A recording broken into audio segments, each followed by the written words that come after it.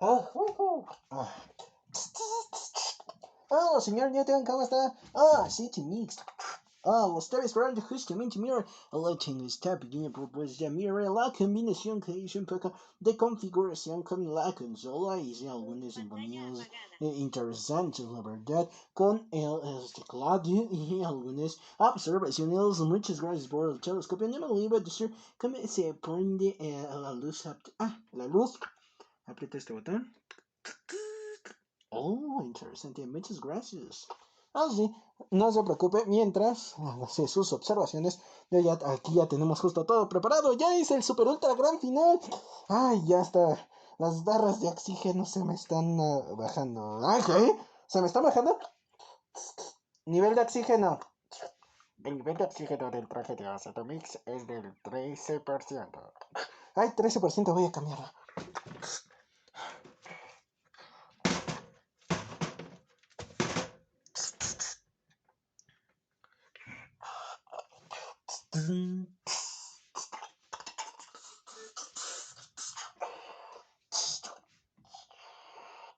Nivel de oxígeno de Acetomix establecido al 100%. Ay, bueno.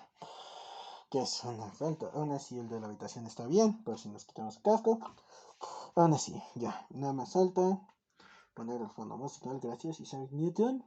Y aquí tengo la computadora. Ahora vamos a ver. Aquí está. Ya ahorita nada más falta que llegue Loli Subi. Listo, ya está el fondo musical. Voy a poner el intro, nada más déjame antes comunicar. Se le anuncia a Loli Subi que se le necesita en la área de grabación de la estación espacial de Acetomix. Se le informa a Loli Subi que se le solicita su presencia en la estación espacial de Acetomix en el área de grabación.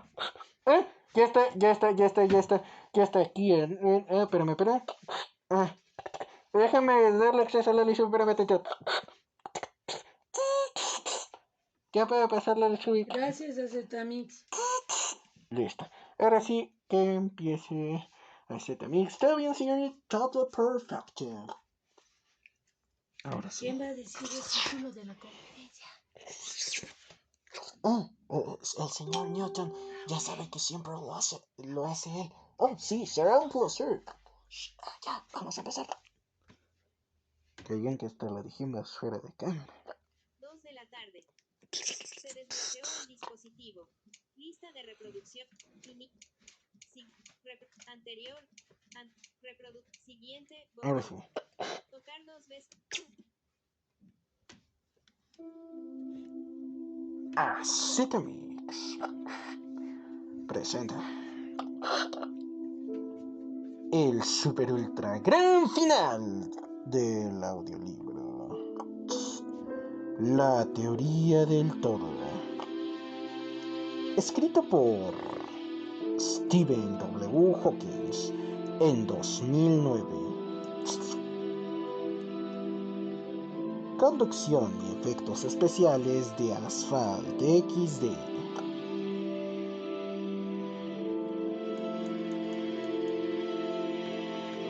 En voz de Loli Subi.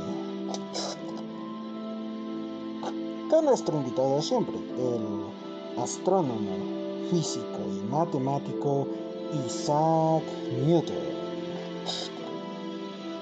En una sorpresa al final para ustedes. Y aquí comenzamos.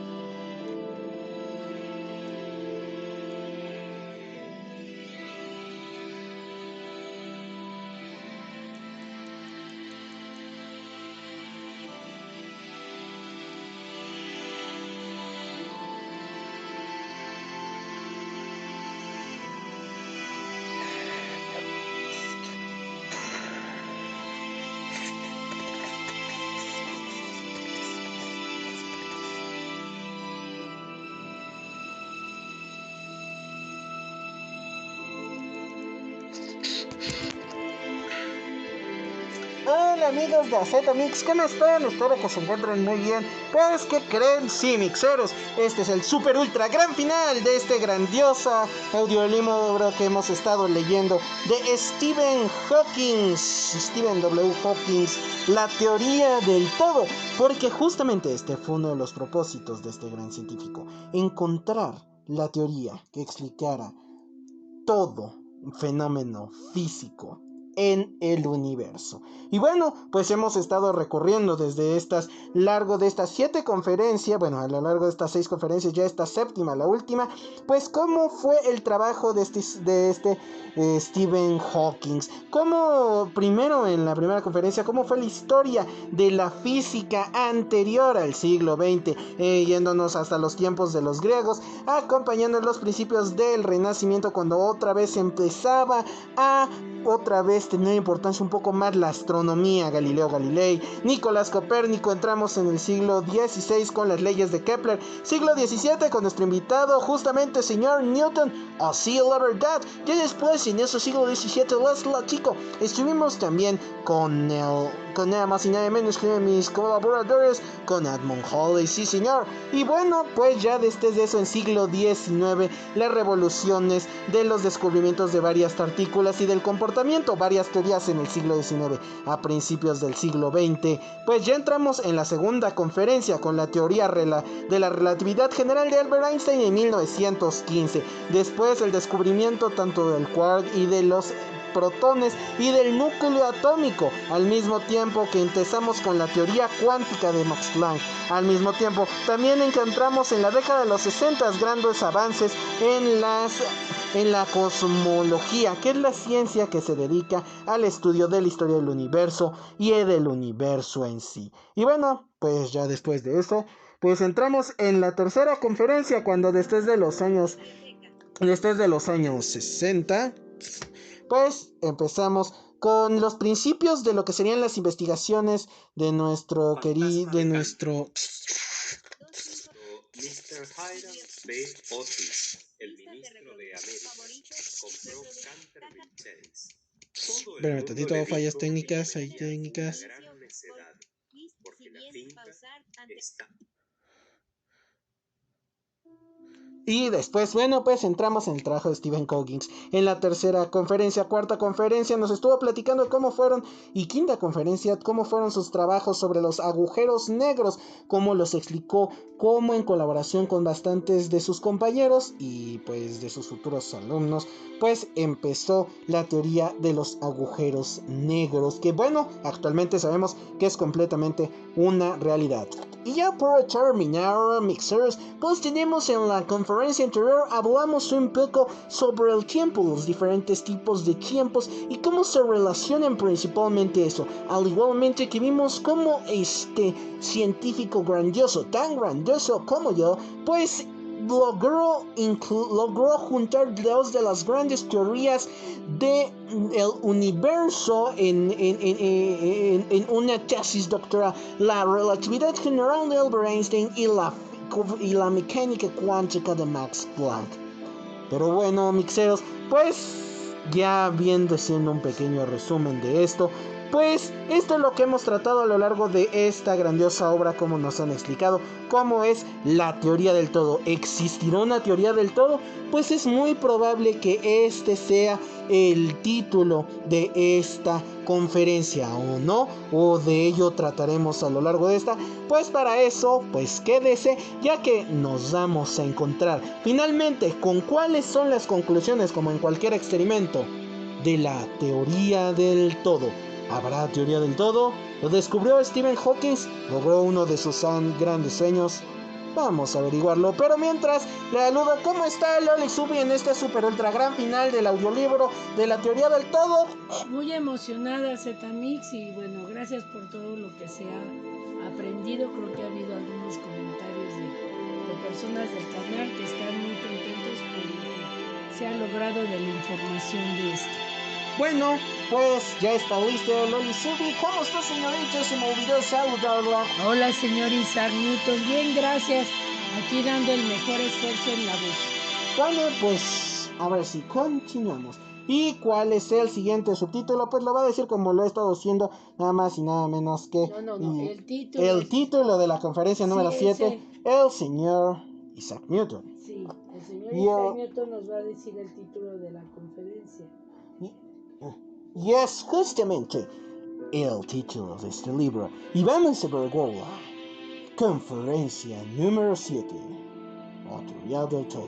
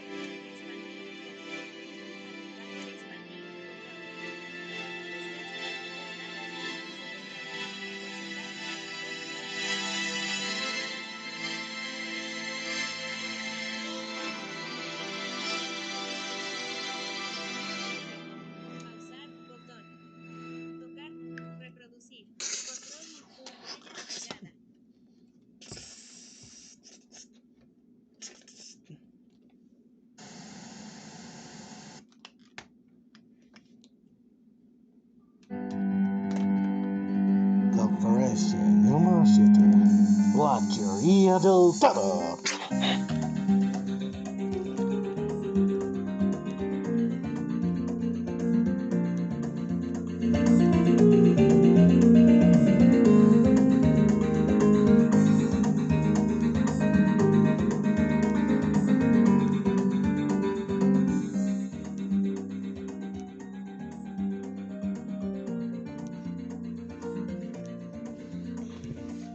Sería muy difícil construir de golpe una completa teoría unificada del todo, así que, en su lugar, tenemos que avanzar encontrando teorías particulares. Estas describen un abanico limitado de sucesos y desprecian otros efectos o los aproximan por ciertos números. En química, por ejemplo, podemos calcular las interacciones entre átomos sin conocer la estructura interna del núcleo de un átomo. Al final, sin embargo, esperaríamos encontrar una teoría unificada, completa y consistente que influyera a todas estas teorías parcialmente como aproximaciones. La búsqueda de tal teoría se conoce como la unificación de la física. Einstein pasó la mayor parte de los últimos años de su vida buscando infructuosamente una teoría unificada, pero no era el momento oportuno, pues se sabía muy poco sobre las fuerzas nucleares. Por otra parte, Einstein se negaba a creer en la realidad de la mecánica cuántica, a pesar del muy importante papel que él había desempeñado en su desarrollo. Sin embargo, parece ser que el principio de incertidumbre es una característica fundamental del universo en que vivimos. Una teoría unificada, satisfactoria, debe por ello incorporarse necesariamente este principio. La perspectiva de encontrar dicha teoría parece ser mucho mejores ahora porque sabemos mucho más sobre el universo, pero no debemos confiar demasiado.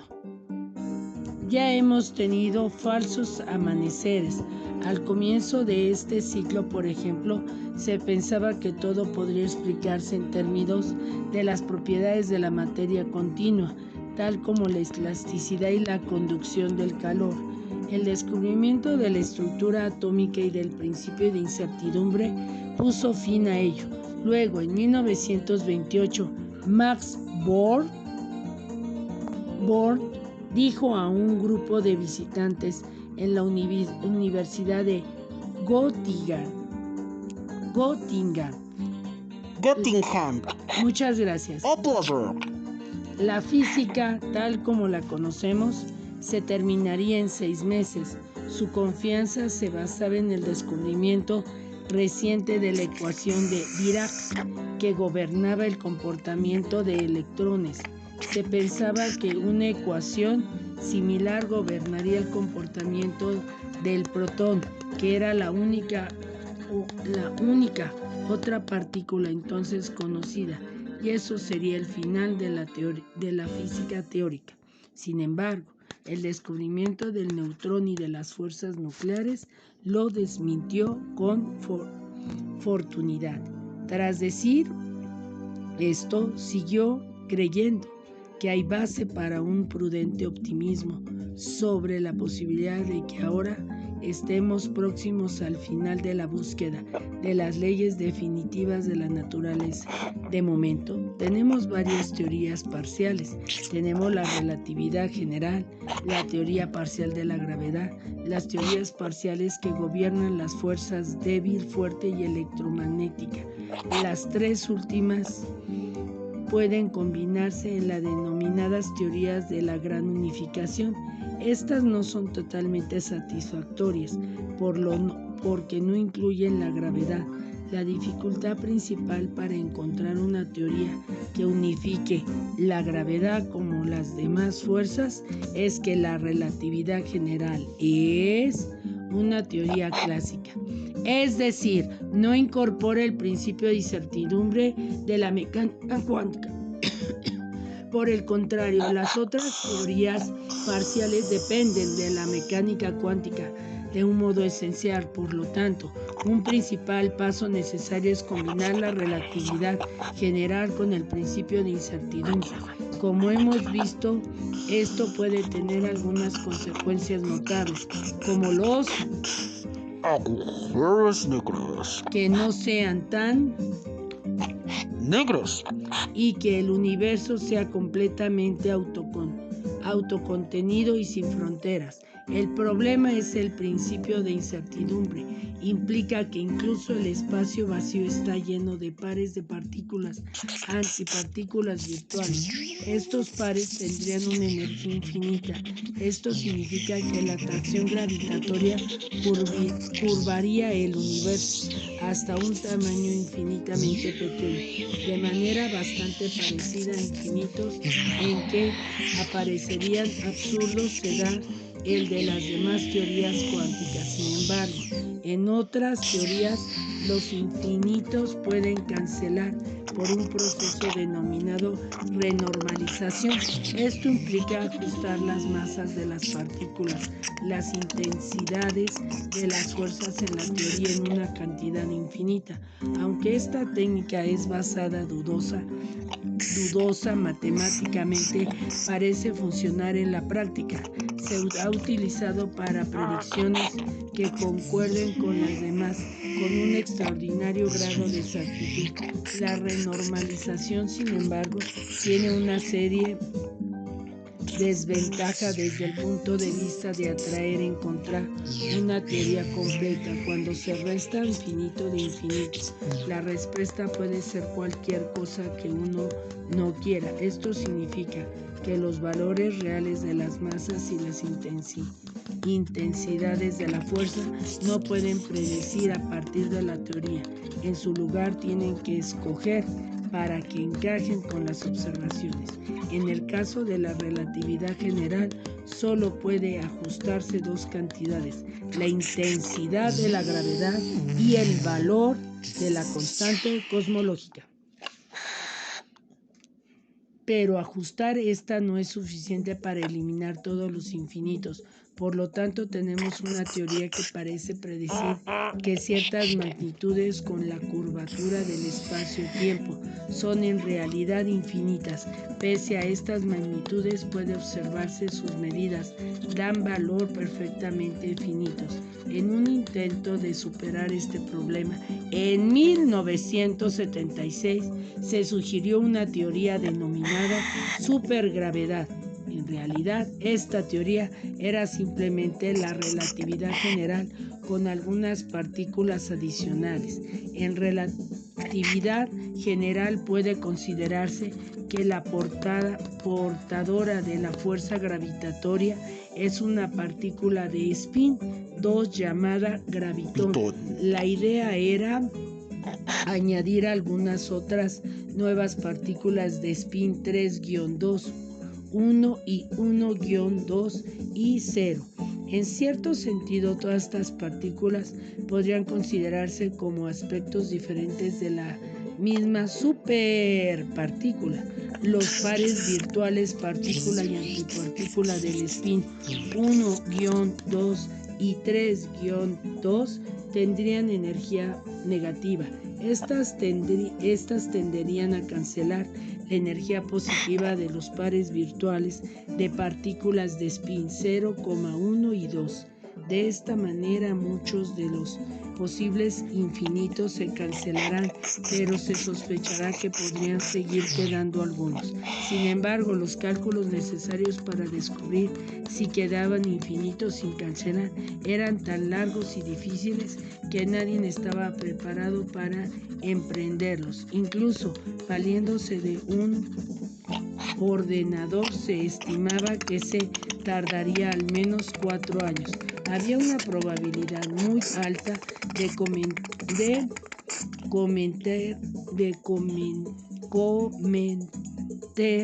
al menos un error y probablemente más, de modo que solo se sabría que tenía la respuesta correcta si alguien más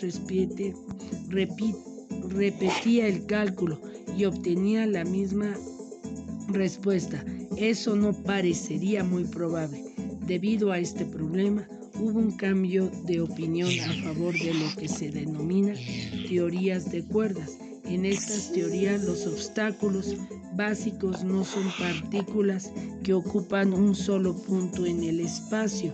Más bien, son cosas que tienen una longitud, pero ninguna otra dimensión, como un lazo de cuerda infinitamente fino, una partícula ocupada en un punto del espacio en cada instante del tiempo. Por eso su historia puede representarse por una línea en el espacio-tiempo llamada la línea del universo. Una cuerda, por el contrario, ocupa una línea en el espacio en cada instante del tiempo, de modo que su historia en el espacio o tiempo es muy superficial. Su historia en el espacio-tiempo es una superficie dimensionalmente llamada la hoja del universo.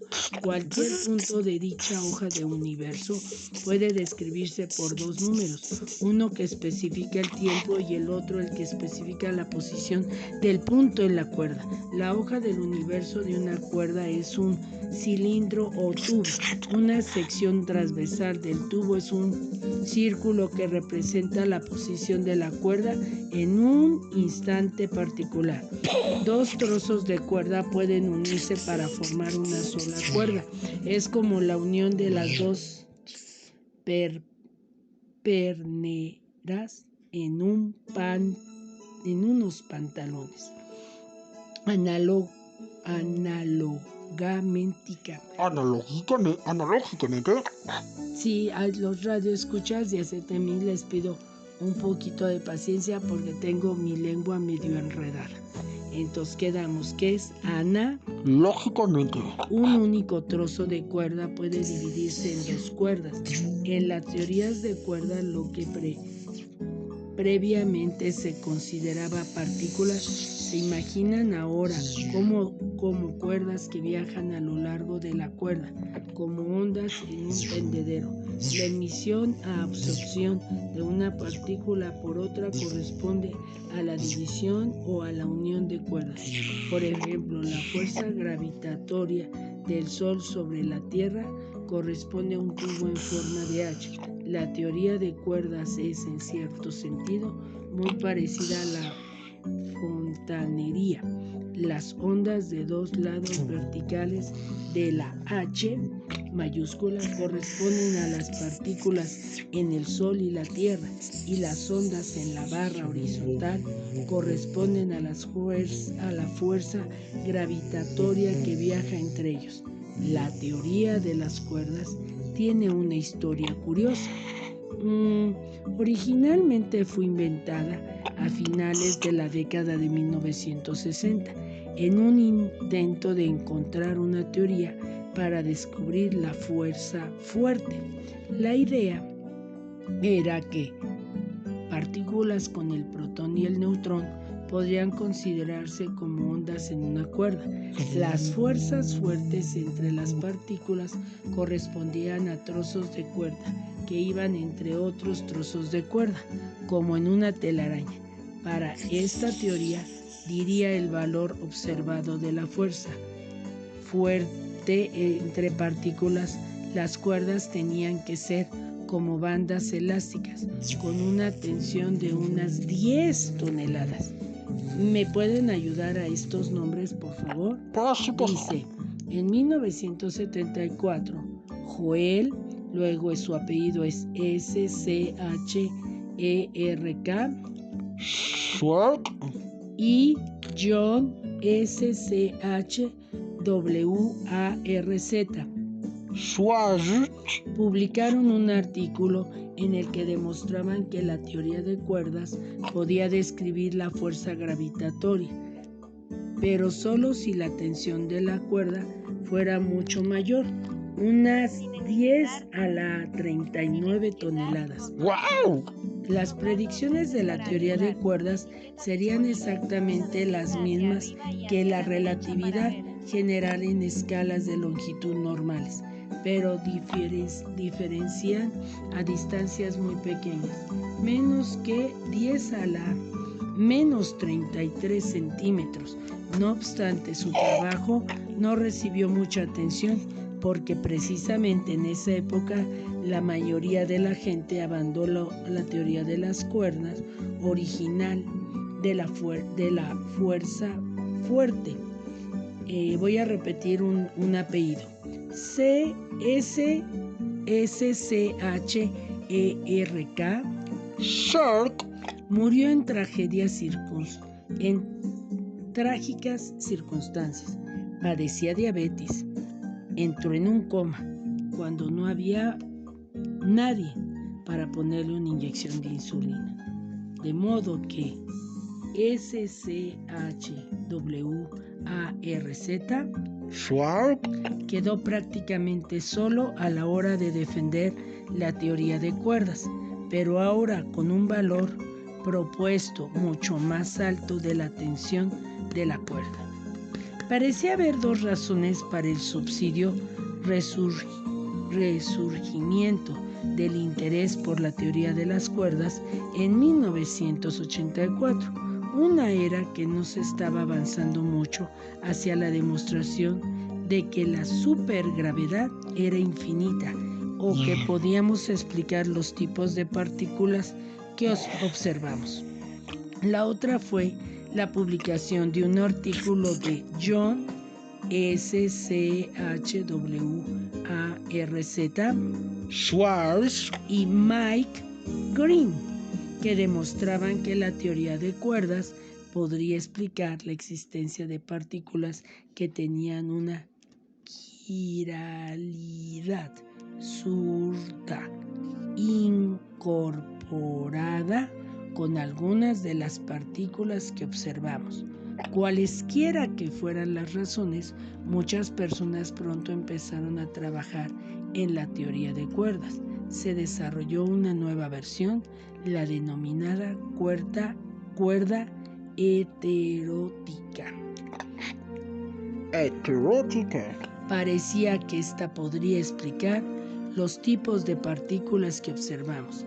Las teorías de cuerdas llevan también a finitos, pero se cree que todos se cancelarán en versiones con la cuerda heterótica. Sin embargo, las teorías de cuerdas tienen un problema mayor.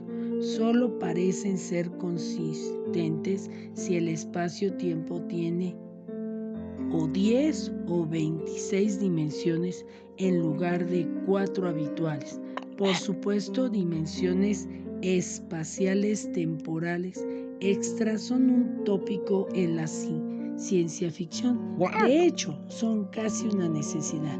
Si no fuera así, el hecho de que la relatividad implica que no se pueda viajar más rápido que la luz significa que se necesitaría un tiempo demasiado grande para cruzar nuestra propia galaxia, y no digamos para viajar a otras galaxias. La idea de ciencia ficción es que se puede tomar un atajo a través de una dimensión superior. Se puede expresar de la siguiente manera. Imaginemos que el espacio en el que vivimos tuviera solo 2 dimensiones y estuvieran curvadas, como la superficie de un dotu o un toro. Y si uno estuviera en un lado del anillo y quisiera llegar a un punto en el otro lado, tendría que ir alrededor del anillo. Sin embargo, si pudiéramos viajar en la tercera dimensión, podría cortar en línea recta. ¿Por qué no advertimos todas estas dimensiones extras si realmente existen? ¿Por qué ¿Por qué solo vemos 3 dimensiones espaciales y una dimensión temporal? La sugerencia consiste en que las otras dimensiones están curvadas en un espacio de tamaño muy pequeño, algo como una millonésima de millonésima de millonésima de millonésima de millonésima de centímetro. Esto es tan pequeño que simplemente no lo advertimos. Solo vemos las 3 dimensiones espaciales y una dimensión temporal en las que el espacio-tiempo es plano. Es como la superficie de una naranja. Si se mira de cerca está curva o arrugada, pero si se mira de lejos no se ven los bultos y parece suave. Lo mismo ocurre con el espacio-tiempo. A escala muy pequeña es década dimensional. A escala muy pequeña es década dimensional y muy curvado, pero a escalas más grandes no se ve la curvatura ni las dimensiones extras. Si esta imagen es correcta, presagia malas noticias para los supuestos viajeros espaciales. Las dimensiones extras serían demasiado pequeñas para permitir que a través de ellas viaje una nave espacial. Sin embargo, plantea otro problema mayor. ¿Por qué deberíamos algunas, pero no todas, de las dimensiones espaciales estar enrolladas en una bola pequeña? Presumiblemente en el universo muy primitivo, todas las dimensiones habrían estado muy curvadas porque se alisaron 3 dimensiones espaciales y una dimensión temporal, mientras que otras dimensiones permanecerían apretadamente enrolladas. Una respuesta posible es el principio atrópico. 2 dimensiones espaciales no parecen suficientes para permitir el desarrollo de seres complejos como nosotros. Por ejemplo, seres dimensionales que vivieran en una tierra dimensional. ¿Bidimensional? Bidimensional, sí.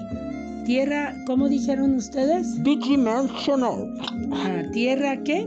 Bidimensional. Muy bien, de gracias. 2 dimensiones. Tendrían que pasar unos por encima de otros para cruzarse. Si una criatura Bidimensional comiera algo que no pudiera digerir por completo, tendría que devolver los residuos por el mismo sitio que los tragó, porque si hubiera un pasadizo que atravesara su cuerpo, dividiría a la criatura en dos partes separadas. Nuestro ser bidimensional se descompondría.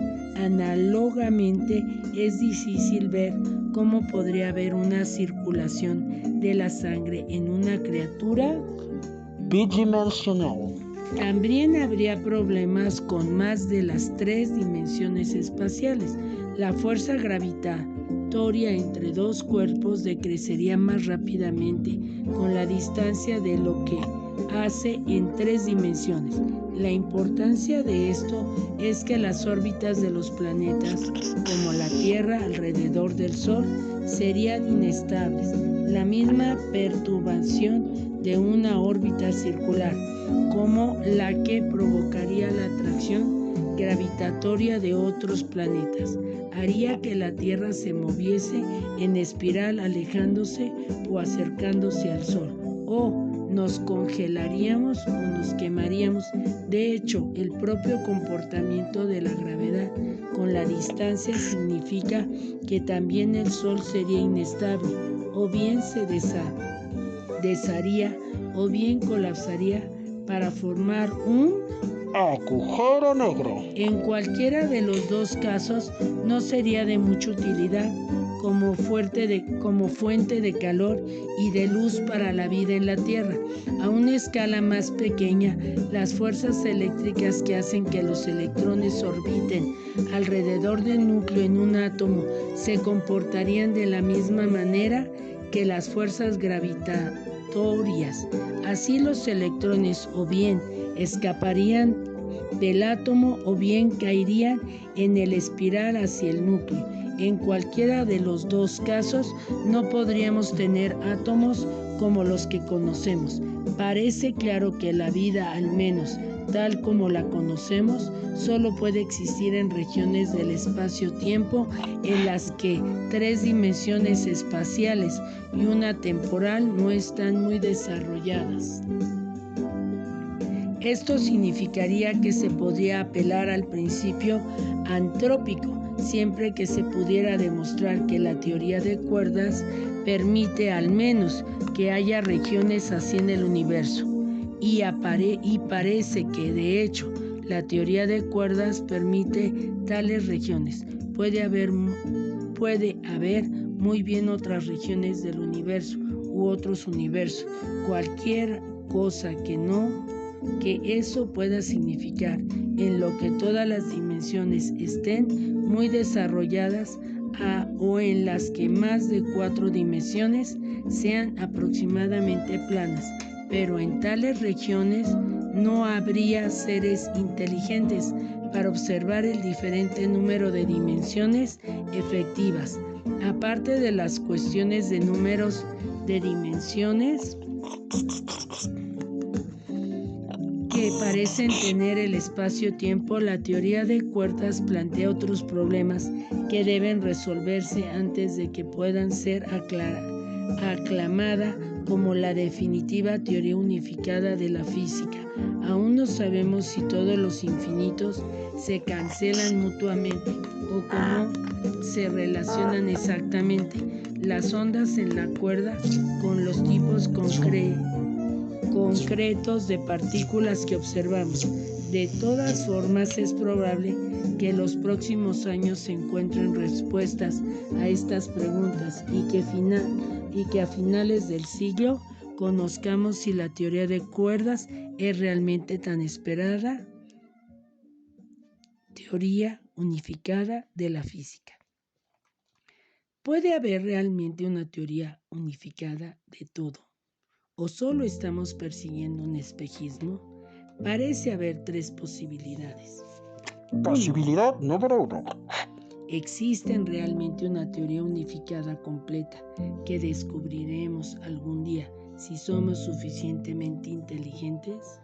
Posibilidad número 2. No existe ninguna teoría última del universo, si solo una secuencia infinita de teorías que describen el universo cada vez con mayor precisión. Y posibilidad número 3.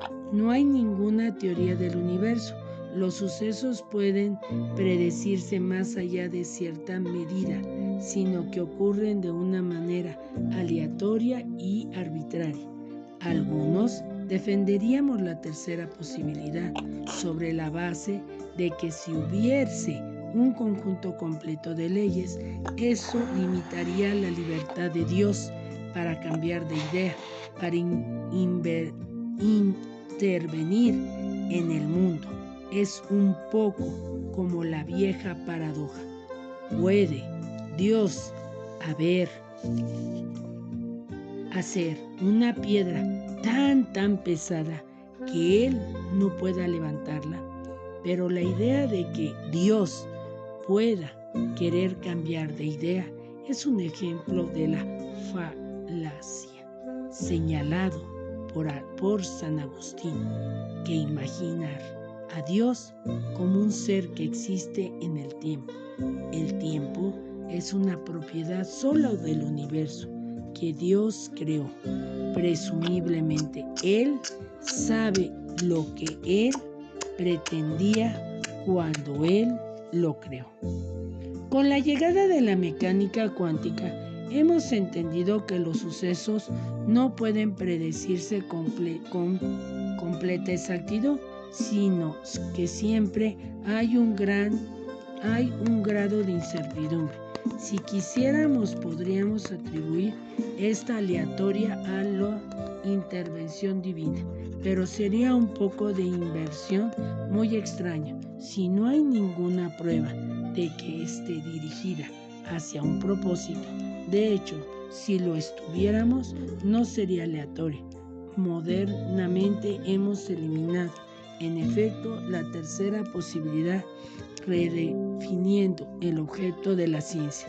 Nuestro objetivo es formular un objeto de leyes que nos permitan predecir sucesos hasta el límite impuesto por el principio de incertidumbre. La segunda posibilidad que hay en una secuencia infinita de teorías cada vez más refinada es hasta ahora, de acuerdo con toda nuestra experiencia, en muchas ocasiones hemos aumentado la sensibilidad de nuestras medidas o hemos hecho un nuevo tipo de sensibilidad de nuestras medidas o hemos hecho un nuevo tipo de observaciones solo para descubrir nuevos fenómenos que no eran predichos por la teoría existente. Para explicarnos, hemos tenido que desarrollar una teoría más avanzada. Por eso no nos sorprendería mucho encontrar que nuestras teorías de gran unificación actuales dejen de ser válidas cuando las pongamos a prueba en aceleradores de partículas mayores o más potentes. En realidad, si no esperáramos que dejaran de ser válidas, no tendría mucho sentido gastar todo ese dinero en construir máquinas más potentes. Sin embargo, parece que la gravedad puede proporcionar un límite a esta secuencia de cajas dentro de cajas.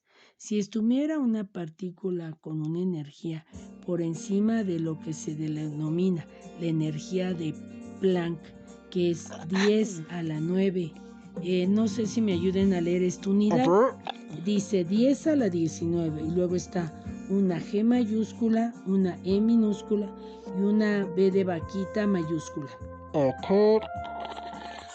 Son unas unidades.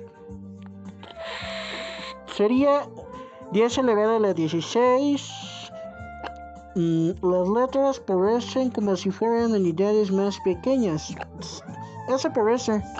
Sí, o sea, son una medida. Una medida, exacto. G, o sea, GeB.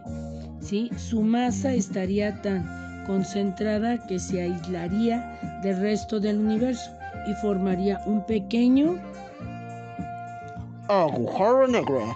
Así pues, parece que la secuencia de teorías cada vez más refinada debería tener un límite conforme a la energía cada vez más altas. debería haber una teoría final del universo.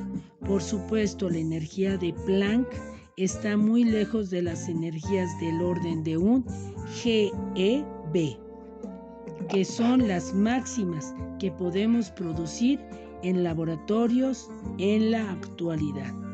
Salvar ese hueco requeriría un acelerador de partículas que fuera mayor que el sistema solar. Sería poco probable que semejante acelerador encontrara financiación en la situación económica actual. Sin embargo, las etapas más tempranas del universo son un escenario en donde debiéramos de darles tales energías. Creo que hay una buena oportunidad de que el estudio del universo primitivo y los requisitos de consistencia matemática nos lleven a una completa teoría unificada a finales de siglo, suponiendo que no reinventemos primero. ¿Qué significaría el que realmente descubriéramos la teoría definitiva del universo? Podrían fin a un largo y glorioso capítulo en la historia de nuestra lucha por entenderlo, pero también revolucionaria la comprensión que tiene la gente normal de las leyes que gobiernan el universo. En la época de...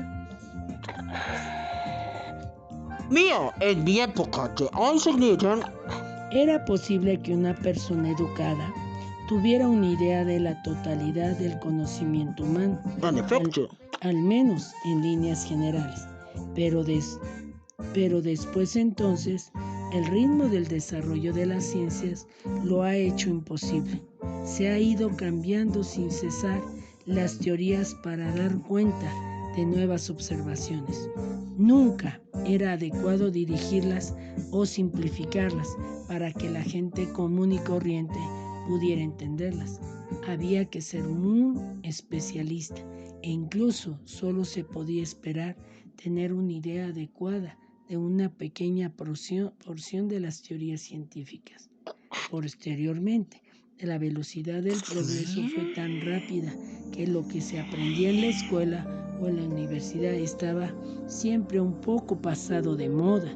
Solo unas pocas personas podrían mantenerse informadas del rápido avance en la frontera del conocimiento, y éstas tenían que dedicar todo su tiempo a ello y especializarse en un área pequeña. El resto de la población no tenía mucha idea de los avances que se estaban haciendo o de las emociones que generaban.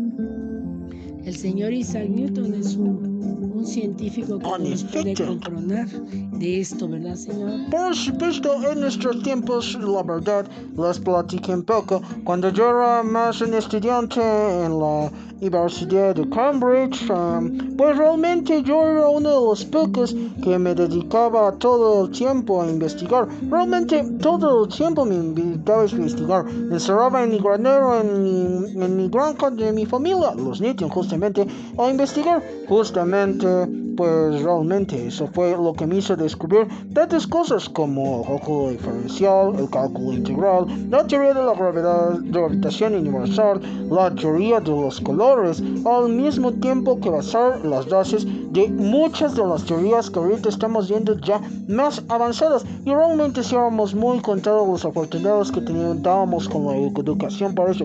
Y en mi caso, pues yo me especializaba en el área de la física, pero específicamente en la interpretación matemática, o sea, cómo interpretar cualquier acción, cualquier fenómeno físico a través de ecuaciones, obviamente con las leyes matemáticas que obviamente son indestructibles, y realmente ese era mi trabajo, aunque era físico y sabía de muchas cosas de física en general, pero realmente siempre hay un área en específico. En mi caso, el área de la astrofísica matemática. ¿Por qué? Porque ayudé justamente a científicos como Kepler, como Edmund Halley, a interpretar cálculos de fenómenos físicos en el espacio, fundando, por decirlo así, lo que sea actualmente como las bases de la astrofísica moderna.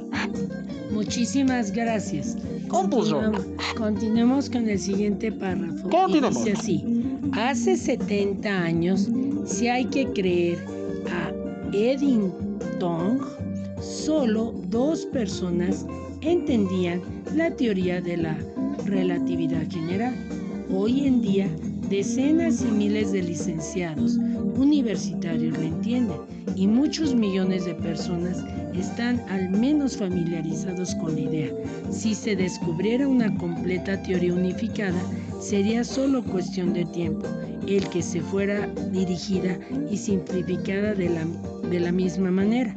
Entonces podríamos enseñar en las escuelas, al menos en las líneas generales, y todos seríamos capaces de tener una comprensión de las leyes que gobiernan el universo y que son responsables de nuestra existencia.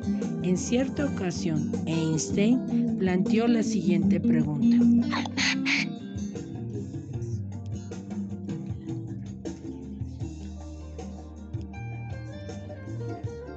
¿qué elección tuvo Dios al construir el universo? Si la propuesta de ausencia de fronteras es correcta, Él no tuvo ninguna libertad en absoluto para escoger las condiciones iniciales. Por supuesto, habría seguido teniendo la libertad para escoger las leyes a las que obedece el universo. En esto, sin embargo, quizás no haya en realidad mucho que elegir. Quizás haya una o un pequeño número de completas teorías unificadas que sean autoconscientes y que permitan la existencia de seres inteligentes. Podemos preguntar acerca de la naturaleza de Dios, de incluso si hay solo una teoría unificada posible, es decir, tan solo un conjunto de reglas o ecuaciones. ¿Qué es lo que da aliento a las ecuaciones y hace un universo para que ellas lo describan? La aproximación usual en la ciencia consiste en construir un modelo matemático. No podemos responder a la pregunta de por qué deberíamos haber un universo para que el modelo lo describa, porque el universo va a tomarse la molestia de existir. Es tan imperiosa la teoría unificada que nos lleva su propia existencia y no necesita un creador. Si es así, ¿tiene él algún efecto en el universo aparte de ser responsable de su existencia? ¿Y quién le creó? Ahora, la mayoría de los científicos ha estado tan ocupados con el desarrollo de nuevas teorías que describen lo que el universo, que no se ha planteado la cuestión de por qué. Por el contrario, las personas cuya ocupación es preguntar por qué, los científicos no han sido capaces de mantenerse al tanto del avance de las teorías científicas. En el siglo XVIII, los científicos consideraban que todo el conocimiento humano, incluyendo la ciencia, era un campo. Discutían cuestiones tales como: ¿tuvo el universo un principio? Sin embargo, en los siglos XIX y XX, la ciencia hizo demasiada técnica y matemática para los filósofos o cualesquiera otros, salvo unos pocos especialistas. Los filósofos redujeron tanto el alcance de sus investigaciones que Wittgenstein, voy a deletrearlo, Wittgenstein,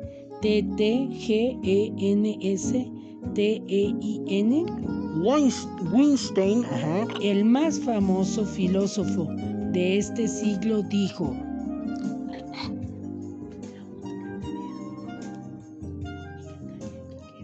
la única tarea que queda para la filosofía es el análisis del lenguaje del lenguaje. ¿Qué retroceso desde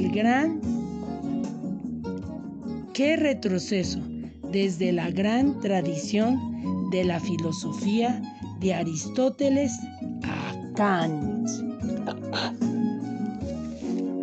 Sin embargo, si descubrimos una teoría completa, debería en su momento ser comprensible en sus líneas generales por todos, no solo por unos pocos científicos. Entonces, todos seremos capaces de tomar parte en la discusión de ¿por qué existe? ¿Por qué existe el universo? Si encontramos la respuesta a ello, sería el triunfo definitivo de la razón, pues entonces conoceríamos la mente de Dios. Hemos terminado, señora Zetamix. Hemos terminado, señor Isaac Newton.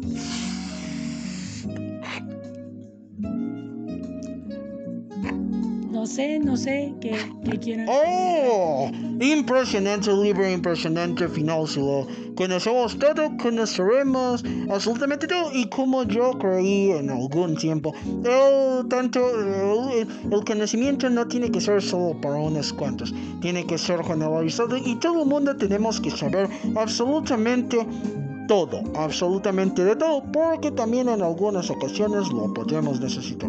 En efecto, señor Isaac Newton, pues sí, todos tenemos que saber un poco, y aunque sea, si algún día se descubre la teoría unificadora o la teoría del todo como nos narra en este libro, pues obviamente todos tenemos tanto el derecho y la obligación de saberlo. ¿Por qué? Pues porque es justamente de dónde venimos. Y así viene una gran pregunta, porque todos podremos decir y podremos responder las preguntas de ¿quiénes somos? ¿De dónde vinimos? ¿Y a dónde vamos? ¿Algo que decir usted, Loli Civic? Bueno, no sé si nos permita leer la contraportada. Por supuesto, como ya es tradicional aquí en la Zetamix, siempre la contraportada lo leemos al final para reflexionar más sobre qué es lo que nos narra en este libro. Bueno, y es la siguiente. En la contraportada dice: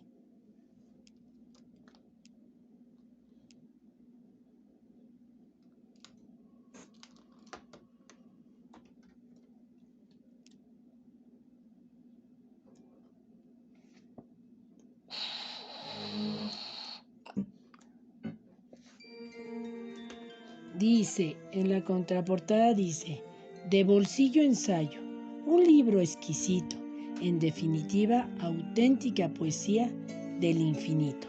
Leer es esta esclarecedora obra del gran científico británico Steve W. Hawking nos ofrece una historia del universo del Big Bang. A los agujeros negros. En 7 pasos. Paso número 1. No, en 7 pasos, o sea, en 7 conferencias. En efecto. Stephen W. Hawking logra explicar el origen del mundo, desde las primeras teorías de la civilización griega y de la época medieval hasta las más complejas teorías actuales. Sin embargo, con su característico tono didáctico y accesible a todos los públicos. Newton, Einstein... O sea, yo. Ajá, sí. En efecto, aparezco en la contraportada de 8 libros más para mi colección. ¡Woohoo! Newton, Einstein, la mecánica cuántica, la relatividad general, los agujeros negros y la concepción de la gran unificación desfilan por estas páginas, acercando al lector a los misterios del universo. Bueno, aquí dan un dato bibliográfico que dice así. Si quiero yo lo sé yo. Aquí está. Steve W. Hawking nació en Oxford en 1942, justamente a la par de otro gran genio, y que es Albert Einstein. y murió justamente en mi tierra de estudio natal, Cambridge, en el año de 2018. Fue uno de los científicos más prestigiosos de nuestro tiempo. Tras licenciarse en física en Oxford, se doctoró en cosmetología en Cambridge, donde ocupó entre 1979 y en el 2009 la cátedra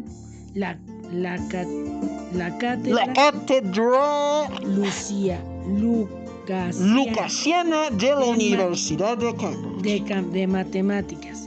Su investigación se centró en las singularidades en el espacio-tiempo y en los agujeros negros. Este libro fue traducido por Javier García Sáenz. Gracias y disculpen un poquito la falla en la lectura. Gracias. Nos vemos.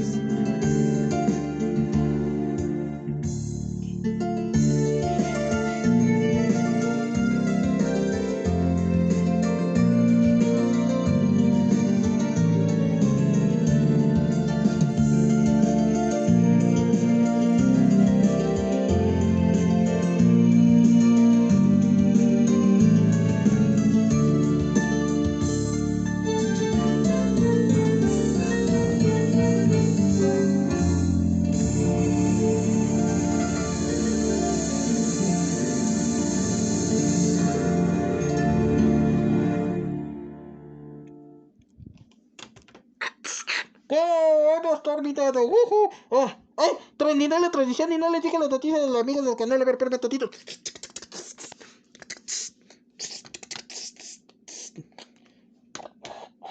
Ya estamos al aire, señor Newton. Usted que está ahí para el monitor.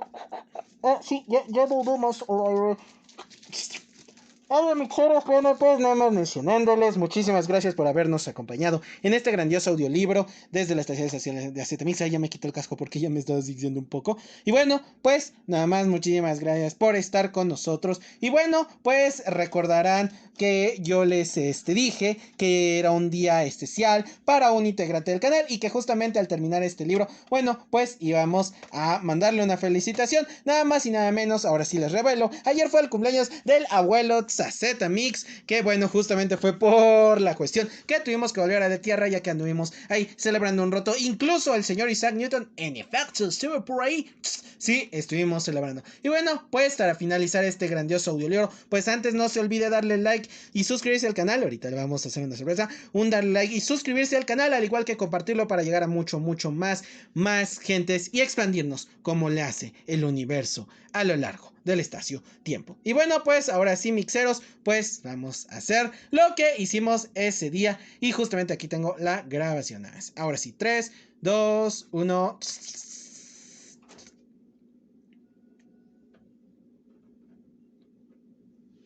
A ver, señor Newton, lo hizo bien. Vamos. Aquí está. Llega. ¡Feliz cumpleaños, abuelos Azetamix!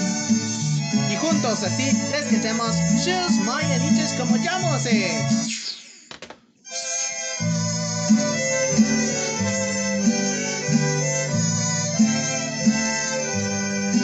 Estas son las mañanitas que cantaba Rey David. Hoy por ser día de su cumple se las cantamos aquí. Despierte, abuelos Azetamix, despierta. Mire que ya amaneció y a los pajarillos cantan, la luna ya se metió. Y bueno, esperando que desde la estación espacial de Azetamix, desde esta transmisión, porque estamos un poco retrasados por la órbita terrestre, se haya pasado un excelente cumpleaños con todo el equipo de Azetamix Coyoacán, y al mismo tiempo que celebramos pues justamente un libro más en este audio, en esta gran biblioteca del canal. Y bueno, pues nada más, otra vez esperando que les haya gustado y nos vemos muy pronto, mixeros. Y recuerden que esto continuará. Los dejo con el resto de las mañanitas y al final les dejo una de las grandiosas canciones que justamente participó el mismísimo Stephen Hawking en la producción de esta película. Así que pues, se los informa estas de las mañanitas y los dejo con esto. Y juntos al abuelo Z Mix le deseamos también ¡feliz cumpleaños!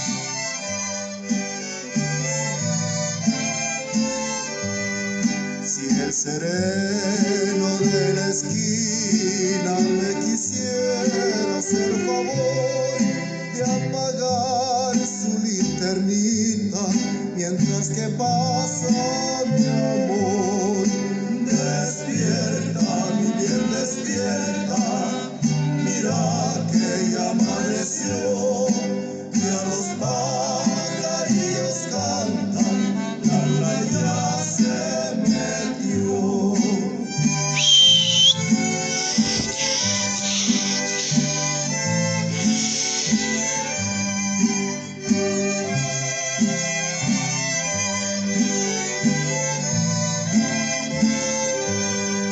Ahora sí, señor sereno, le agradezco su favor. Encienda su linternita, que ya ha pasado mi amor. Despierta, mi bien, despierta, mira que ya amaneció, ya los pajarillos cantan, la luna ya se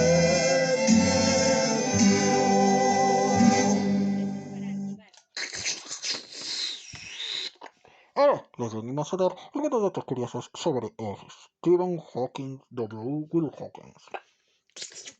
Pausar. Anterior. Pausar. Botón. Tocar siguiente botón. Tocar 2 veces para.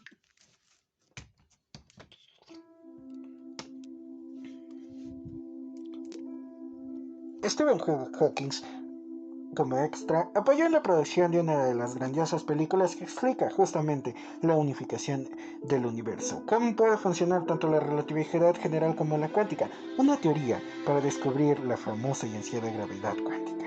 Esta película fue producida en el año 2015 y se titula Interestelar, la cual nos narra como un astronauta y varios equipos de científica de la Administración Nacional de Aeronáutica y el Espacio de Estados Unidos, la NASA, logran llegar a un agente al espacio y justamente tratan de buscar a lo largo de un misterioso agujero de gusano, una deformación del espacio-tiempo que nos ayuda a transportarnos de un lugar a otro del universo en una dimensión más alta, como drama de la relatividad general, a unos nuevos mundos, ya que la humanidad está en un peligro riesgo de extinción y la única forma de salvarlos es con estos héroes que siguen este agujero de gusano, y a través de años de investigaciones y con todas las bases científicas de la cosmología actual, tratan de buscarle un lugar mejor a la humanidad.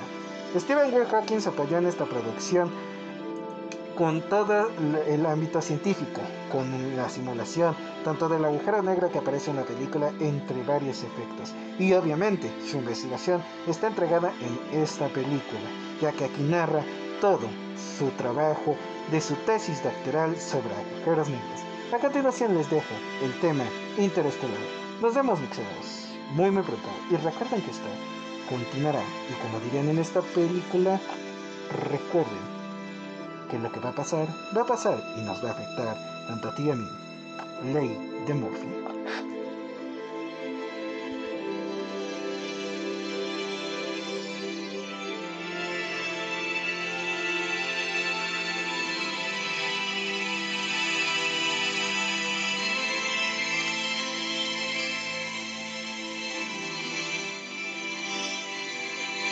Seleccionado. Tema. Pausar. Pausar.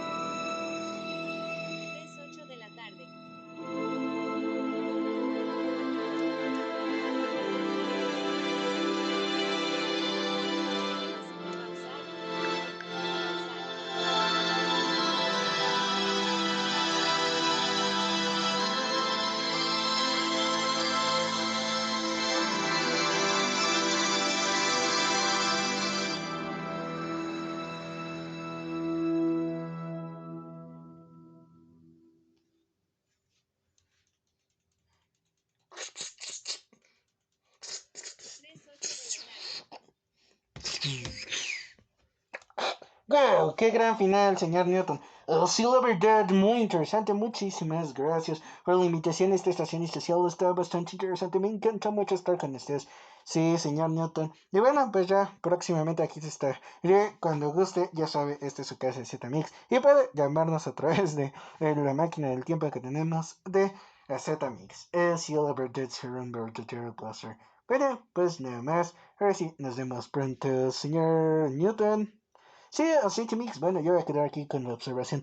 Bueno, yo también que me encanta es que observar por qué tan grande es el universo, qué tan complejo. Por cierto, le voy a dar la lista de reproducción de todas las grabaciones que hicimos. Como se los demos a mis mixeros, que ya saben que aquí les dejo la lista de reproducción.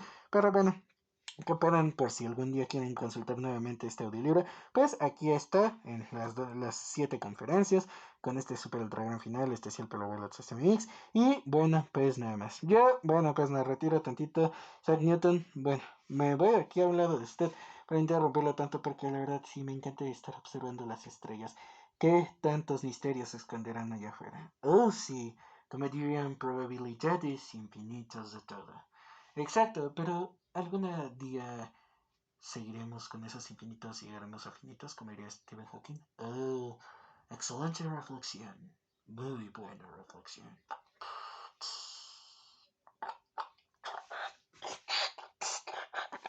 Desde la tercera también les agradecemos su atención. No se olviden like, suscribirse al canal y compartirlo para llegar a más gente.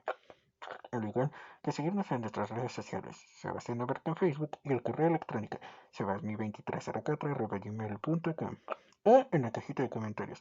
Sabe que siempre les respondemos con unas cuantas líneas de la autoría de AZMix y si es un gran comentario, un gran corazonzote rojo. Ahora sí, cambio fuera desde la estación de AZMix, esperando que les haya gustado mucho este libro.